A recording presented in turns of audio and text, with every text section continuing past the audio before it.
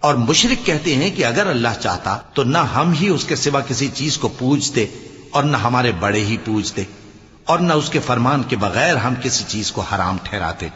اے پیغمبر، اسی طرح ان سے اگلے لوگوں نے کیا تھا، تو پیغمبروں کے ذمے اللہ کے احکام کو کھول کر سنا دینے کے سوا اور کچھ نہیں۔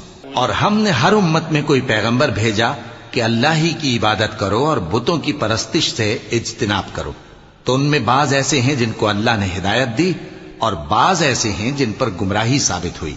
سو زمین میں چل پھر کر دیکھ لو کہ جھٹلانے والوں کا انجام کیسا ہوا۔ اگر تم ان کفار کی ہدایت کے لیے بہت زیادہ خواہش رکھو، جس کو اللہ گمراہ رہنے دے اس کو وہ ہدایت نہیں دیا کرتا، اور ایسے لوگوں کا کوئی مددگار بھی نہیں ہوتا۔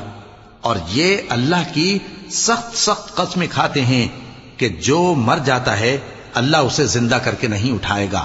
کیوں نہیں؟